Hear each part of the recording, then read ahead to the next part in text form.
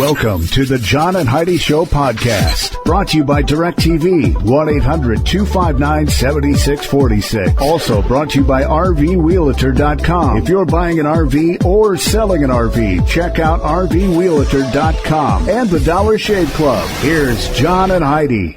Thank you so much for listening on a Monday. Hey, baby, how you doing? Hey, good. How are you? Oh, I'm good. I'm well rested. The weekend was nice, and now we are back to work. And I'm excited because on the program today, I'm going to be talking to a historian. And he's not just a regular historian. He's a movie and television historian and music historian. But we got a real specific reason that we're going to be talking to him today. David Peck is the guy's name. He's a big-time MervGriffin historian. And the Merv Griffin Show is back on television. So we're going to be talking to him, learning all about that. That's coming up later in the program. Dr. Seuss. It's no secret that's one of my favorite authors. Right. I love Dr. Seuss. I mean, almost every book I've ever read of his, they're fun to read. And it's just really quirky, silly stuff, but I love him. How did he pronounce his name, Heidi? I have no idea. He did not pronounce it Seuss. He pronounced it Seuss. So we're all saying his name wrong. It's Dr. Seuss. Okay. Not Seuss. And Seuss was his middle name. Seuss was his middle name. Theodore Seuss Geisel.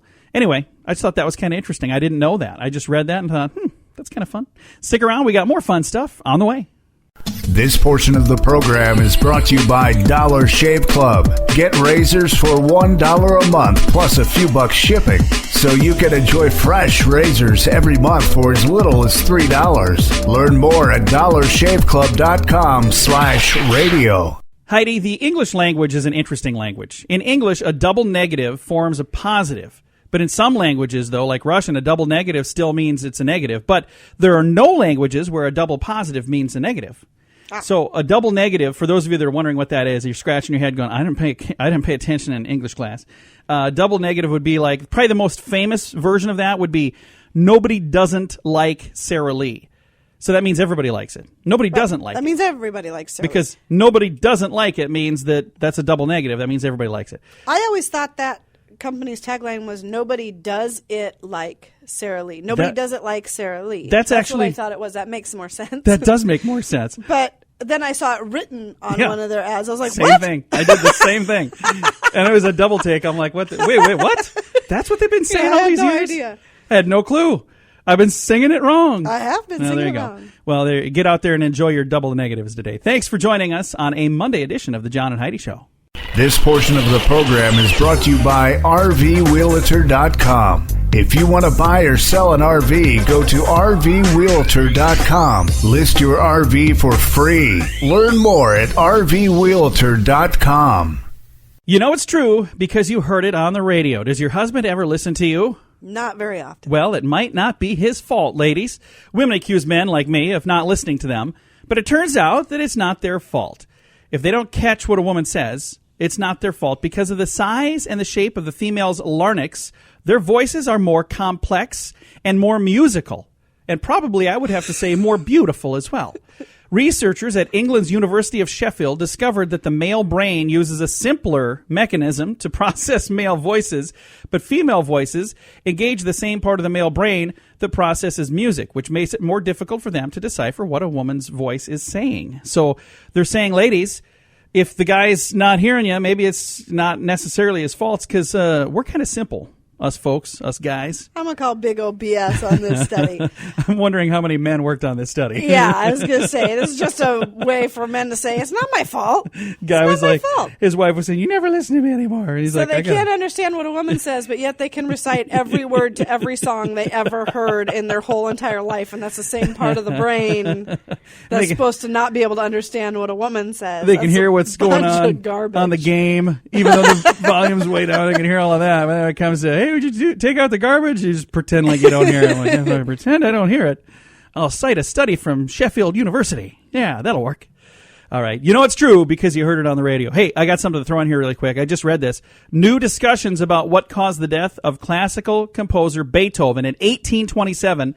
Experts are now saying it could have been lead poisoning that killed him. Lead poisoning. So that's kind of interesting. Maybe we'll see that on Cold Case Files someday. That's a really cold case from 1827. Stick around. We got your brain on drugs on the way. The John and Heidi Show is brought to you in part by the Keystone Treatment Center. This is your brain. And this is your Brain on Drugs. We share silly stories here on the program, but addiction is no joke. If you or someone you know suffers with an addiction to drugs or alcohol, make today the day you seek help. Call toll-free 844-204-1055. That's a toll-free number. Again? 844-204-1055. And this is your Brain on Drugs. Today comes from the appropriately named city, Dummerston, Vermont. That's kind of a fun name, isn't it? Father and son team Herbert and Brian Powell went for a little cruise over to Connecticut, where they became hopelessly lost. Driving aimlessly down the road, they spotted a police car. They thought, hey, let's stop and ask for directions. That's a good idea. Other than the fact they weren't alone in the car. They were traveling with their good old friend, Bud Weiser. Oh, no. Didn't help their case when Brian told the officers date of birth was September 31st, which doesn't exist. His dad had already been arrested for drunk driving. The son had also been arrested for drug possession and resisting arrest. So this ain't their first time to the old rodeo is what I'm saying. So they were doing that in Dummerston, Vermont. I did not know there was a town named Dummerston.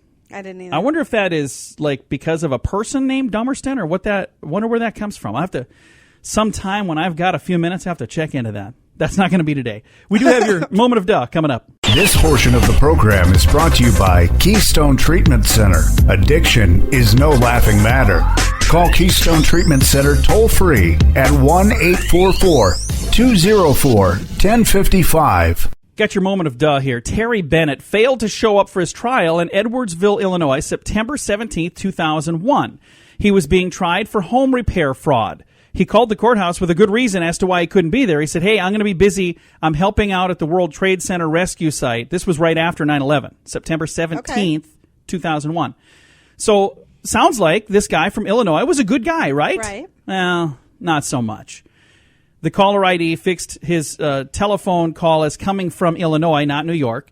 He tried to explain this away by saying, well, I had my call forwarded by my wife, despite the fact their court overheard Terry on the telephone, not the wife. He was the one that called.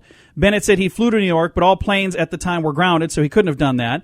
He said they rode in a van with some local police whose names he couldn't remember.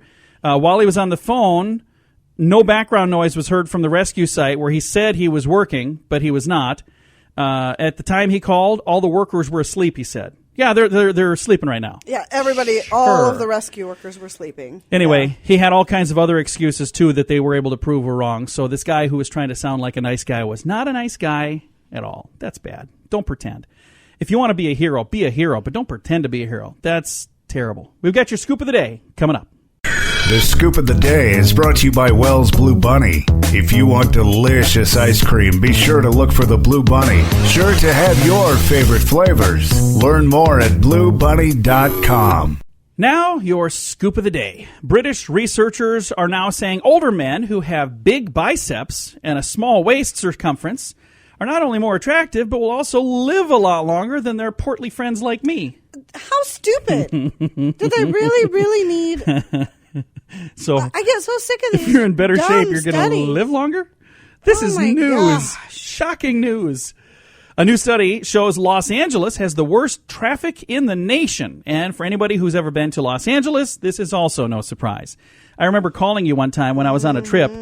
I called from a rental car, and I said that I was driving on Ventura Highway or whatever it was, and you were like, well, get off the phone. I said, Heidi, I'm sitting still. I mean, I have been for like 10 minutes.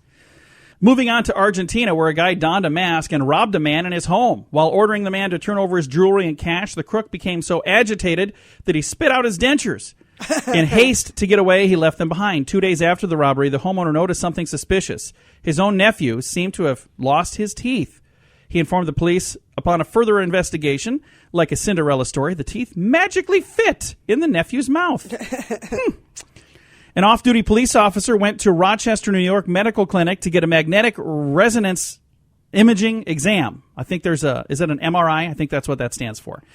He told the technician that he was armed, but the technician said, that's no problem. Bad advice. The officer approached the machine. Its magnets yanked the gun through the air. The gun fired. Nobody was injured. It took 3 hours to power down the MRI before technicians could get the weapon free. Oh, my gosh. Until we send this gun back to the factory, we're not even going to test fire it, said a police firearms expert, because it did a lot of damage. Don't take a gun into an MRI machine. Just saying.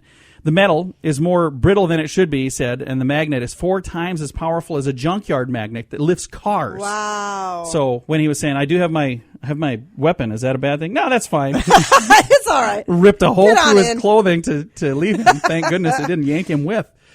Jeffrey Jacobetti, that's kind of a fun name to say. He was arrested by police in Keansburg, New Jersey after he drove up, it says he drove up to 2 different women and a 12-year-old girl and apparently illegally wiggled his tongue at them.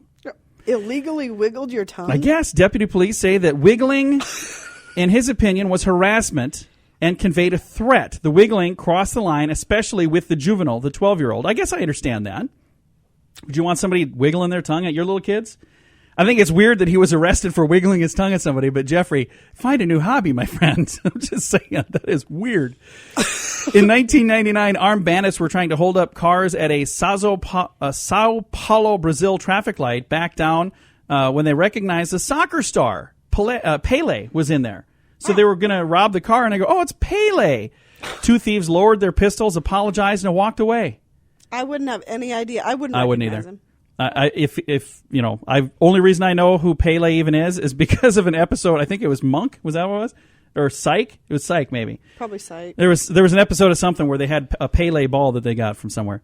Anyway, night clerk at Kelly's Gas in Davenport, Iowa, said a man wearing a black ski mask, came in just before midnight and pulled a gun from his pocket. He said, "I want your money." And the clerk said, "Don't even." The surprised robber answered, "Okay," put his gun back in his pocket, and left empty-handed. "I want your money." The clerk literally just said 2 words. Don't even. And he walked away. That is awesome. So I don't know if he was saying don't even because there's not enough money in here for you to even get anything. Because nowadays, who uses money? It's all debit cards. Why would you rob anything anywhere? And let's end with our strange law. Men, if you go to Eureka, Nevada and have a mustache, you better keep this in mind. It is illegal for you to kiss a woman with your mustache in Eureka, Nevada. So there you go.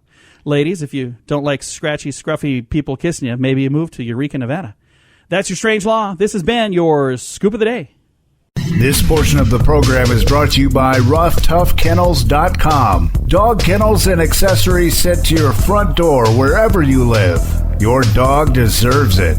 Learn more at RoughToughKennels.com. Thank you so much for joining us on the John and Heidi Show. We've got a special guest on the program right now, and we're going to be talking about something that I actually think is really cool. We've got the Merv Griffin Show back on television, and it wouldn't be possible without the guys at Reelin' in the Years Productions, and I have David Peck joining me right now. How are you doing, sir? Good. How you doing, my friend? Fantastic. Now, how did you get involved in archiving and collecting the programs that you guys collect? Well, it started out as a hobby when I was a wee boy of 18 years old. Many moons during the first Reagan term. I just kind of dated myself, but there you go. And I've always been fascinated by history, whether it's music history or political history or what have you. And so we started building up this archive of music footage and then representing TV stations around the globe for their content to license. And then in 2012, I basically wanted to branch out and set my sights on the Merv Griffin Show, which nothing had been done with. Merv had passed away in 2007. And even in Merv's lifetime, he kept the shows but didn't do anything with them. And so we did a contract. We went in. We went through every tape, cataloged everything, which was a very laborious task, as you can imagine. But it's such amazing stuff. I mean, you have everything from, Jerry Seinfeld to Dr. King to Robert Kennedy to Dick Gregory and so on. It's just an amazing, amazing archive of our American and even world history. And we were very grateful to get TV. They contacted us earlier in the year and said, hey, you know what? We want to put these shows back on the air. We did a deal to air 50 of them. One episode airs each Monday night. They've done 2 already. The one coming up this Monday is really cool. It's from 1966. It's Jane Mansfield and Henny Youngman. Jane Mansfield brings on 4 of her 5 children and their dogs. And one of the children is a 2-year-old Mariska Hargitay, who many of your listeners will recognize the name as she plays Lieutenant Olivia Benson on Law and Order SVU. And she's this, sweet 2-year-old girl. And it's sweet, but it's also kind of sad because almost a year to the day later, she with her brothers and brothers were in a car traveling, and there was a huge car accident, and her mother, Jane Mansfield, was killed. The dog. Yeah, it's very sad, but it's one of those moments in television that you would never see today, because even as much as I love Jimmy Fallon, these shows are typical. Come on, do a couple jokes, plug your book, plug your movie, and you're off to whatever. And here, people would come on, and there was a neighborhood, stop by. Like you'd visit a friend. You don't even attend it when you visit a friend. You go hang out. And I miss that. Of course, missing it is relative. I was an infant in the 60s, but you know what I mean. And I think it's something that's lost, that kind of dialogue today. It's great that they're bringing that back. Get TV presents a night of variety and talk programming, and it's TV's golden age, and it's really cool. On Monday nights, the Judy Garland Show is what kind of kicks it off, followed by the Merv Griffin Show, and it's a nice block of really cool programming that when people watch that, it kind of takes them back to a simpler time, and like you were saying, a time when television was different, and I think different in a good way. Absolutely. Well, and the thing is, and I take my hat off to these guys that Get TV, honestly, and I'm not just plugging them, because so many of these other types of retro channels, if you will, TV Land and what have you, so show the same, Gilligan's Island, MASH, I Dream of Jeannie, Brady Bunch, which are great shows. I'm not knocking them, but they've been seen to death. Whereas Judy, or especially Merv, has literally never, ever, ever been on television since they were first aired. Yes, clips here or there, 30 seconds. But Merv went off the air in September of '86, and these episodes had never been broadcasted. So Get TV is trying to dig deeper in my vault, other vaults, and find these types of gems. And I think it is unique television. And even if you're, not old enough to remember it, or you're not passionate enough about the era to care about it, I think it might be enjoyable, even if it's just to laugh at the clothes and the way people talked or whatever.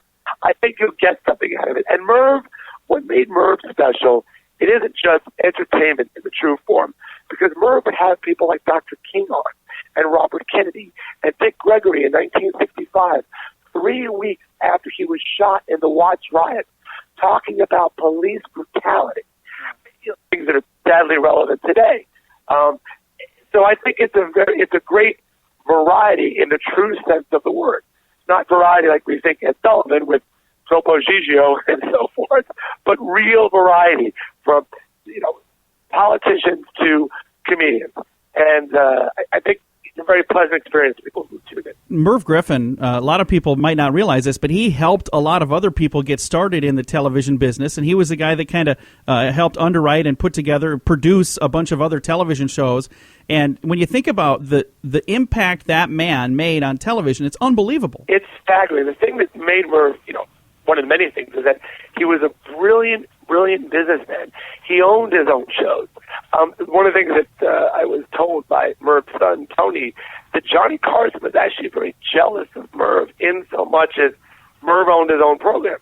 Johnny did not until his contract was 1980, where he then retroactively did. But Merv was ahead of the curve. Merv actually, speaking of Johnny, I love telling this story, is that Jack Parr, who was the original host of The Tonight Show prior to Johnny, he asked Merv to sub for him. And the brass at NBC liked what they saw. All the while they were grooming Johnny to take over the spot. And there was kind of talk that Merv would do it. Well, obviously he did. But NBC did not want to lose Merv Griffin. So they gave Merv a talk show in the afternoon in the same exact studio in Rockefeller Center that Johnny had. So Merv would do his show. They'd clear Merv's set out. They'd then bring Johnny's set out, and this would go on. Well, the reason that Merv's show failed is because none of the affiliates, not none, but very few affiliates around the country wanted to get rid of their afternoon programming. So Merv went off the air after about 6 months. Well, Merv, never the one to, be dejected and give up. He said, okay, fine. I'll just go create some game shows. And in 1964, he created a game show you might have heard of called Jeopardy. Yeah. notice the sarcasm in my voice.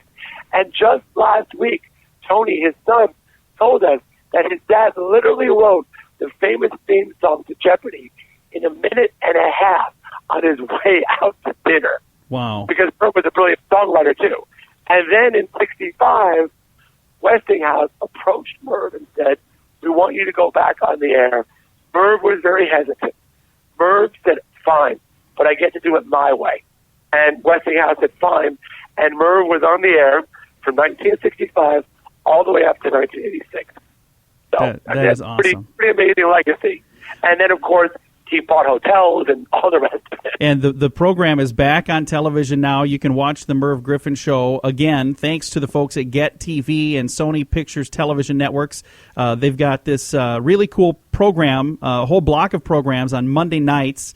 And it's a nice lineup. Starts with the Judy Garland Show at 8 p.m. Eastern Time, followed by the Merv Griffin Show at 10 p.m. Eastern Time. And it's just a really cool thing that they're doing there. And you know what? If the people in your audience are jonesing and can't wait to watch all of them, we did a year ago do a disc box set, a 12 DVD box set of 40 hours of the show, spanning the entire run. So a few of the moments will be on Get TV, but a lot won't. So they won't really overlap. So you can enjoy the Get TV shows, but you can also own a piece of the show, and you go to Amazon or what have you if that's something that you want to do. But we took us about 2 years to put that box set together, and it's really great. So if that's something that your audience is interested in. That's really neat. Now, earlier you had mentioned a person that was on the show, the Merv Griffin Show, was Jerry Seinfeld. And I know Jerry was a big fan. As a matter of fact, one of my favorite episodes of the Seinfeld show is where Kramer digs up the Merv Griffin set and brings it to his apartment and sets it up in his apartment. And that every time I watch that, I just laugh because it was such a great tribute to Merv Griffin. Oh, Merv loved it. And I was thinking of Jerry Seinfeld. There's something I want to point out. People have always thought that Johnny Carson was the one who discovered so many of these great comedians. Johnny, certainly put him on the stardom, but Merv Griffin had him on before Johnny. Jerry Seinfeld, Jay Leno, Richard Pryor, George Carlin, Billy Crystal, Rodney Dangerfield, all of these comedians appeared on Merv before Johnny Carson. Not knocking Johnny in any way, shape, or form, but Merv does not get that credit, and Merv deserves that credit. Richard Pryor was on Merv's show at least 30 or 40 times in the 1960s, George Carlin and what have you. And Merv really had a great eye for talent. He really did. And funny thing was, in 1972, I think sort of as a little dig to Johnny, Merv took Johnny's brother, Dick Carson, and Dick Carson was the director of the Merv Griffin Show up until it went off the air in 1986. That's funny. Again, we've been visiting today with a very smart film historian in many other aspects as well, but we've had a chance to talk to him a little bit about his knowledge on the Merv Griffin show. Dave Peck, and David Peck is part of Reelin' in the Years. Now, I'm going to let you tell folks when they can tune in to watch the Merv Griffin show on Get TV. Yeah, at 8 o'clock on every Monday night, they have the Judy Garland show, 8 p.m. Eastern Time. And then at 9, they're going to have a rotating set of musical variety specials.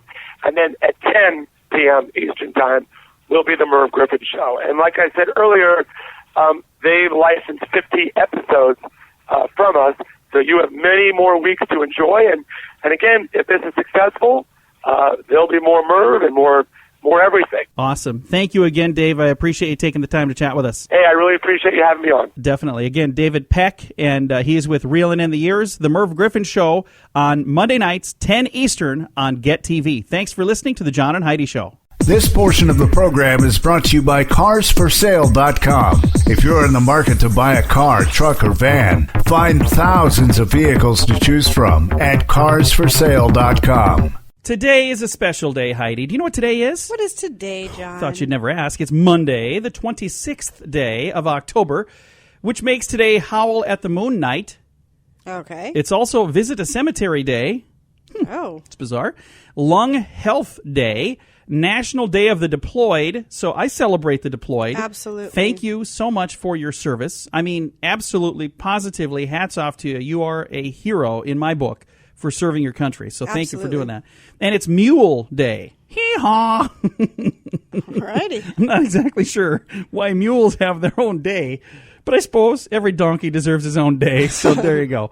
Celebrate Mule Day and all of those others. I know the one I'm celebrating, National Day of the Deployed. I'm going to do everything I can today to make sure I let the folks that are deployed know, and veterans who've come home, how much I appreciate them. So if you see a veteran, if you see a military person, be sure to thank them for their service. We do that every time all the we time. see one. Yep. It is Monday, the 26th day of October. This portion of the program is brought to you by StoneGroupArchitects.com. It's more than a building. It's design and function working together. Check out the project portfolio at StoneGroupArchitects.com. All right, I got some fun stuff that we're going to share here because these are just too good to not share. Okay, one thing I've learned in life. These are from different people, and I'll tell you who they came from. Tim, age 26. One thing I learned in life is if at first you don't succeed, look in the wastebasket for the directions. Okay.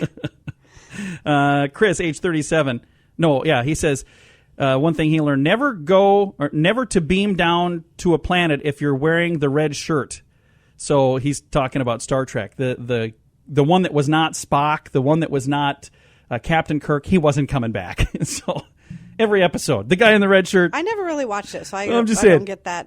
He was, the one that you're like, hey, we've got Spock, we've got Kirk, and we've got, Billy. Who do you think's going to die on this planet? It's going to be Billy. Age 31, Janetta says, the older I get, the smarter my parents get. I agree completely on that. I can't wait till our kids are a little older so they'll realize that we're not as dumb as they think we are. Kevin, age 35, breathe in, breathe out. That's the one thing he knows in life. Vivian, age 42, there's nothing better than to be loved. Well, maybe eating chocolate. That I agree with. These are the one things that I know for sure. The only person I have to be better than is the person I was yesterday. Debbie, age 37. That's nice. Yeah. Ellen, age 39, says, don't let a restaurant serve you food that is cold. Okay. Barry, age 41, never let your kids find out your age. Okay. It's funny because kids and, you ask a child how old their mom is, they have no clue. That's probably a good thing. Robert, age 52, says, becoming an adult was painful. Being an adult is the best. Alan, age 28, says, the guy at the door of Walmart doesn't say that to everyone. He's welcoming, when he welcomes you, oh, yeah, he's only welcoming me. No, that's his job. He says that to everybody. Young lady by the name of Sauki, that's age 42. Old is always at least 15 years more than my current age. That's true. I've noticed that. And the last one, some things never change. Some things should change. Some things can't be changed. And sometimes you change things you wish you hadn't. Doreen, age 34. Very wise.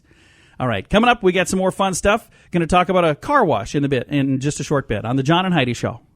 This portion of the program is brought to you by DirecTV, 1-800-259-7646. Also brought to you by RVWheelator.com. If you're buying an RV or selling an RV, check out RVWheelator.com and the Dollar Shave Club. Here's John and Heidi. I'm going to tell you about a deadly trip to a car wash. Yeah, a car wash. Listen to this. A Swedish man was dragged into the swirling brushes of a giant car wash and came out with 4 broken ribs. A 60-year-old man was using a high-pressure hose to clean his bus when the hose accidentally hit a sensor that activated the brushes. That trapped the guy in there. The man fought to free the hose. His foot got stuck, and he was pulled in and pinned against one of the machine's rotating bristles. A court has now awarded 6,000 crowns, that would be about $570 to this man, who was rescued after somebody heard his screams and pushed the machine's emergency stop button. Wow. So he was using everything properly, but it was just a weird freak accident that, he happened to hit one of the sensors with the water. The sensor then pushed the brushes into action, which knocked him into the bus and started scrubbing him vigorously, breaking ribs and causing lots of problems. I can only imagine when he got home from the car wash how he had to explain to his wife what took so long. What took you so long in the car wash? You don't want to know. All right, coming up, we've got some very fun stuff on the way on the John and Heidi Show. This portion of the program is brought to you by GunUp.com. If you're a gun lover, you'll be in heaven at GunUp.com. Built by experienced military veterans, shooting sports competitors, and publishing professionals. They have awesome stories and articles that are read by millions of gun enthusiasts. Check it out at GunUp.com. In a bit here, we're going to talk about how burglars break in, but this is really interesting here. Breathing legalities. An oxygen bar at the Nebraska State Fair had been warned it might be violating state and federal laws by dispensing oxygen without a prescription.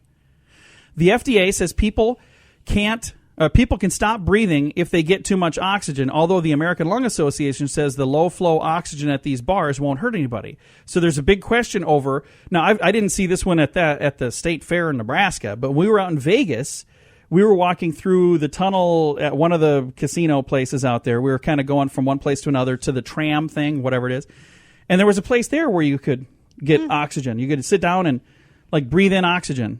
I didn't know there was a demand for that kind of thing. Would you like some oxygen? Spaceballs. Am I not being surrounded by oxygen now?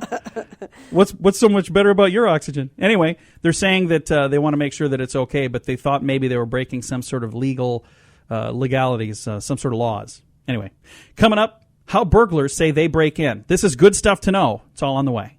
This portion of the program is brought to you by Dollar Shave Club. You can get razors sent to your door each month for just $1, plus a couple of bucks shipping. It's an amazing deal. Log on to dollarshaveclub.com/radio to learn more. That's dollarshaveclub.com/radio. Now, back to the John and Heidi Show podcast. If you've ever had somebody break into your home, you know it really stinks. Now, I've never had anybody break into my home, thank goodness, and I'm not inviting you, so don't come and do it. But take a listen to this. All of the following are based on a recent survey of convicted burglars sitting in a prison cell, and they were looking for something to do. So there was somebody that came out and said, hey, let's figure out what they do. What do these guys do to get here? How did they break in?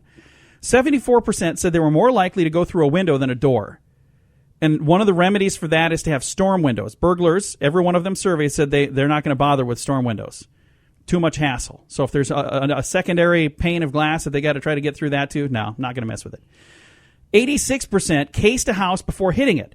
So they're saying if you want to make sure that they're not casing your house, they're saying put some timer lights on, have newspapers and mail picked up by neighbors if you're going to be gone, have a neighbor park a car in the driveway if you're going to be gone for an extended amount of time. Just say, hey, if you could park one of your cars in my driveway when you come home, that'd be awesome. Because when they're casing out places, they're looking for places that are empty. Right. And those were all signs of things being empty. Only 20% picked locks and tried to pick them. There's no beating a good deadbolt. So they're saying have a deadbolt because if it's hard to pick, they're not going to do it. They're going to take the path of least resistance. Keep in mind, they're criminals. They're too lazy to get a real job. So, you know. If we're on in the prison right now, sorry guys, I'll give you my fake address in a minute. 63% said they cut phone lines before entering a home because they were afraid if somebody was there, they might actually get a call, a sign that there's no way that you could actually call the 911 that way. 80%, these people must have been in prison for a long time because there aren't very many phone lines anymore. Well, I don't know. 80% looked in a garage window to see if there was a car inside. And they're saying put curtains on your garage windows. And finally, 56% continued to burglarize when they were already inside and realized there were people home sleeping. Oh, man. So the remedy on there says wake up and shoot them. I don't know if that's really the remedy, but here's the thing. That's what I would do. Yeah, I know you would. And she's packing, so don't even try it. 56%, though, said if they heard somebody in the home sleeping, they would still steal things before they left. Because they're like, hey, I'm already in here anyway. I'm going to do it. Coming up, we do have some good news on the way. This portion of the program is brought to you by DirecTV. Call 1-800-259-7646. They have hundreds of channels to choose from, with many packages to fit your viewing desires. Learn more at 1-800-259-7646. We always try to end this program with something good, something positive, something fun. And today I think we found some of those things. The latest trend in jewelry are smart rings. Smart rings? Yeah. Ringly is a company that makes fashionable smart rings. Okay. They recently launched their latest ring. The brand has integrated the ring with over 50 apps to allow customers to receive notifications from specific apps ranging from eBay to Instagram to Uber. So it's, not as clunky as wearing one of those watches around. It's a smart ring. I am not sure that we need these. No. But here's the reason I put it in for our good news. The good news is, if we have the technology to make a smart ring, do you think maybe we could use some of that smarts for something that really matters? And it is cool. I think it's awesome because that means the future is here. I mean, if you think about it, the movie Back to the Future, you all heard about it last week, but Back to the Future, they predicted we were going to have flying cars and all that stuff. Well, it was last Wednesday was the future. Last Wednesday was the day they went to. So we're even further in the future than the flying cars, at least in the minds of Hollywood. So even though we don't have flying cars and hoverboards, the neat thing is we have smart rings. I'm going to have to look up these rings and see what they look like because I have a link for you. Wouldn't you have to be able to type something? It would have to be a huge ring. No, if just go to our Facebook page. I put a link there. Facebook.com/John and Heidi Show. You can check it out there. Time to say goodbye, Heidi. Goodbye, Heidi. Goodbye, everybody. Have a great day. Thanks for joining us on another fun-filled, action-packed, ridiculous edition of the John and Heidi Show. Time now for the bonus break. Only available here on the John and Heidi Show podcast. And the bonus break is brought to you by the Dollar Shave Club. Heidi, why do I talk about the Dollar Shave Club? Do I like that place? Because you love the Dollar Shave. What do I like about the Dollar Shave Club? You love that you have nice, sharp razors that come right to your house every single month. I do. Why are you so quiet? Talk a little louder over there. I'm not being quiet. I'm right here. For a second there, you were kind of like, I think you drifted off into the other room. So I'm not sure what happened. Yeah, I like them because they're affordable. Because I don't have money to throw away. If you've got that kind of money, throw it away. I just don't have that. So every penny I can save, I want to save. This is a really good way to save money. And I don't have time. Who has time? I don't have time. They bring them right to me. So no time, no money, perfect deal for you. For as little as $3 a month, they'll bring them right to your mailbox every single month. DollarShaveClub.com/radio. Mark Halland held up a couple of banks, getting away with a significant amount of cash. Then he decided to lay low for a while by spending a couple of nights in a hotel, and that was maybe his undoing. When he checked in, the hotel clerk noticed he had red hands. They were stained from the explosive dye packs. She pretended not to notice, only called the police after he was in his room. They came over and, of course, caught him red-handed, as Heidi already pointed out. All right. Hey, this was sent to me, and I got to read it because I just think I have to. Okay. Women's rules. These things that you usually get are so dumb. So send me better stuff, people. Women's rules. The female can always make the rules, number 1. Number 2, the rules can change without notice. Number 3, males don't get to know the rules. Number 4, females suspect that the male know the rules. They'll immediately change some of the rules. You disagree with any of this yet? Number 5, female never bears the blame for being wrong. Number 6, if the female is wrong, it's because of a flagrant misunderstanding of which was the direct result of something the male did. Number 7, if number 6 applies, the male must apologize for causing the misunderstanding. Even if he doesn't know what he did wrong, you got to apologize. Number 8, the female can change her mind. Number 9, the male must never change his mind without the consent of the female. Number 10, the female has every right to be angry or upset at any given time. Number 11, the man must always remain calm unless the female wants him to be angry or upset. And number 12, the female must never let the male know whether or not she wants him to be angry or upset. I thought that was pretty funny. So that was better than most of the lists you read. Most of the lists are really lame. Okay. Well, hey. That one was good. That wasn't so bad, was it? No, that one was good. Hey, got 2 more things quick. Police are seeking to withhold guns from a pair of Winnipeg Canadian men for 5 years after one of them brought a home military-style bulletproof vest, and to try it out, he asked the other one to shoot him in the chest. After the test was performed without injury, the man decided to up the ante, so he stuffed a phone book inside the vest, and then he asked to be shot with a 12 gauge. Oh. He did survive, but he had some cracked ribs.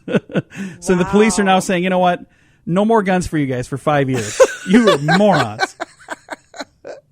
Why 5 years? I mean, can we just say forever for those guys? All right. You know what? It's survival of the fittest. Yeah, if it's they're true. doing that stuff, That's just dumb. And finally, 2 men broke into a sports arena by breaking a glass window. The noise of the crashing glass alerted police to the 2 thieves, and they made a run for it. While one of the bandits made it out of the arena and back to his house, the other guy proceeded to hide in a bathroom. He probably could have eluded the cops too, but his cell phone started ringing. It was the other burglar calling to see if he was okay. Well, now they're both confined to a place where they're not going to have to worry about anything other than just one phone call. So he was just calling to make sure his friend was all right, and they're like, yeah, we got him right here, and now we got you too. So there you go. That's going to do it for your bonus break, brought to you by the Dollar Shave Club. Learn more today at dollarshaveclub.com/radio.